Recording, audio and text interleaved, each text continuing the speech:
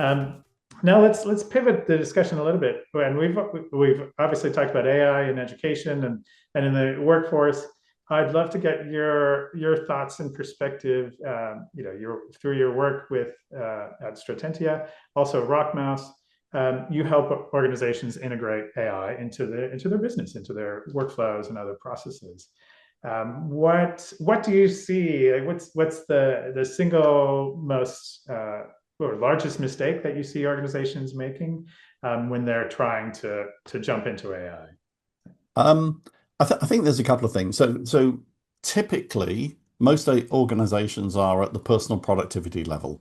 It's you, me, Hmm. everybody using AI. They don't have to hide it anymore like they did 18 months ago, Right. but it's people using it themselves for their own productivity, maybe a little bit of team sharing. But one thing that should make everybody feel better is those big glowing case studies we read. The Klarna that got rid of 700 people in the call center so they could use AI. The businesses that are just doing everything differently. They are the exception, Hmm. rather than the rule. So don't worry that you're missing out. Um, do Good. worry that your organization hasn't got a culture of learning, and do worry that your organization doesn't have a set of governance that your staff can then be confident that they're doing the right thing.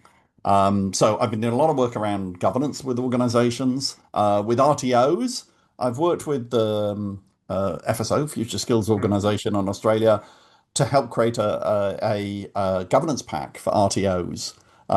You could do it yourself using the governance pack as a a paint by numbers kit, or I'm working with organizations to help them do it. I'm running workshops to help groups of organizations to be able to do it.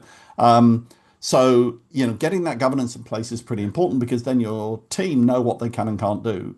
And that is really important because currently they're all individually carrying the stress of doing this thing, but not sure if they're allowed to or not. And the answer isn't to say, oh, it's okay, we've banned everybody from using AI, so that's fine. Because everyone's just doing it on their phone or they're doing it at home Yes. and your Right. stuff is leaking out everywhere.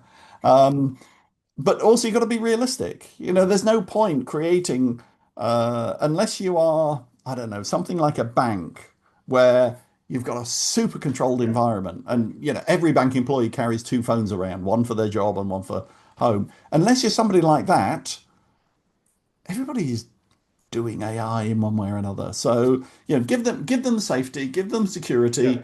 but don't make it onerous because if you make it onerous, they'll just go and do their own thing anyway. Um, but and so the mistake is one, not having that governance in place that help clarify things for people. The second is not recognizing that we're all on a learning journey. It Hmm. doesn't matter. You don't need to pin it all down. What you need to do is just take a few steps forward. And it's not just about the individuals, it's also about the teams. IT teams have a lot to learn about the way that AI projects happen because it's very different from conventional IT projects. The risk and governance people, it's very different for them. So across the teams, I find with organizations I engage with, often I engage at one level and then it goes up and down. So I'll engage with the leadership team and then it's like, okay, now our board need to know, our risk team need to know, or all our staff need to know. So that then it expands across all those different groups. It's not um, it's not onerous, it's not difficult, it doesn't require you to agree a whole load of things in advance. It's just about giving two signals to your staff. One is we want to enable you to be innovative because they're going to find the routes to do things differently. And the second is we want you to use AI responsibly. So here's our framework for doing that. Brilliant.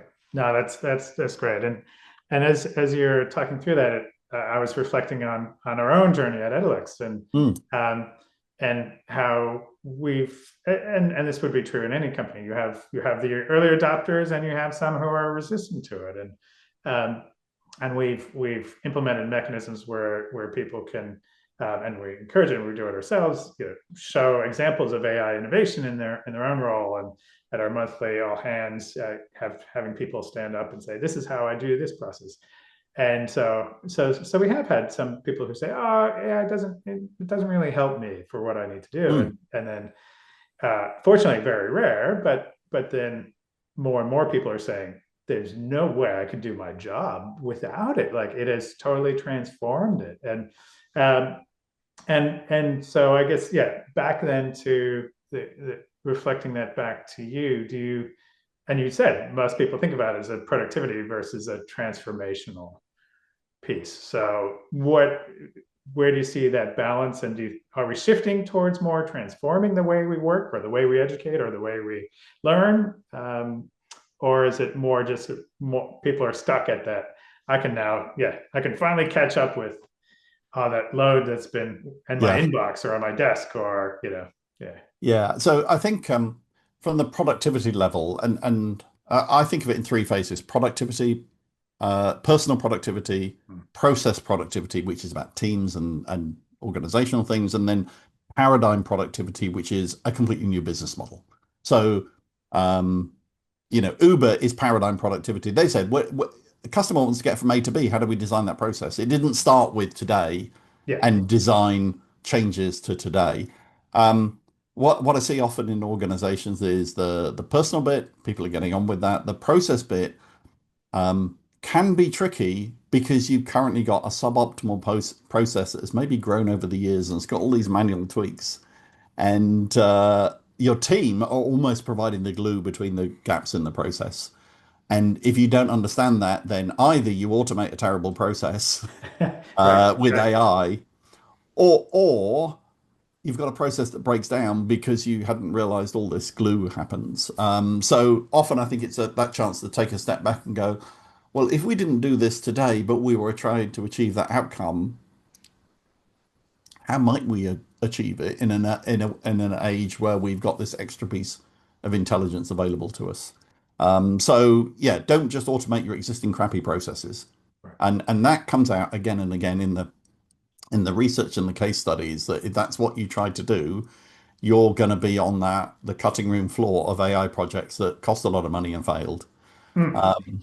And then the innovation piece, that paradigm model thing. Well, which industry, which organization in the industry is going to vote for themselves to become redundant? The new model of higher education isn't going to come from an existing faculty in a Yeah. university. So, either it's going to come from a startup is going to create a new way of doing things. That's traditionally where it's come from. Or you create an innovation unit within your organization. You say, you know what, you don't have to follow all of our rules. Yeah. And Please don't actually. Yes. yeah, but and so we've got like here in Australia, we've got Texa, we've got all of ASQA, we've got all the different regulators. Well, the interpretation of the rules Mm. turns out can be interpreted more than one way, and so you can still be fully compliant but interpret things in a different way. But people need the free space to be able to do that. So, where I focus my time, my big agenda, Dan, I set out a year ago to say I want to educate and help 100,000 people work out how AI can make a change in their industry. Oh, and make a living out of it. Turns out that 100,000 people is easy. The living out of it, it's more of a challenge because it's it's not very solid. It's like there are so many things you could do. Mm. It's difficult to go from possibility down to, well, let's do this thing. Um, and so that's probably the stage we're at, which is how do you get everybody aligned and Yeah. aware? I try not to think about AI literacy. I think about AI fluency. If you're a strategist or a leader of an organization, the kind of fluency you need with AI is about what are the kind of things it might be able to do now and in the future, and how might it adjust the way that our organization works and our organization is structured. Um, if like the jobs that our teams should be doing are the jobs that they never get to on a Friday afternoon, that always go on next week's action list. They are important things, but they just didn't happen to be urgent this week. Right. If we can use AI that mean they can get to that list on a Thursday and get some of those things done, that is awesome because as organizations will grow and improve, things will get better because we're now able to do the important but not urgent things. Yes. I see it in a very different framing to, I think, how some of the tech industry see it, where it's all about put this in and you don't need as many employees. Mm.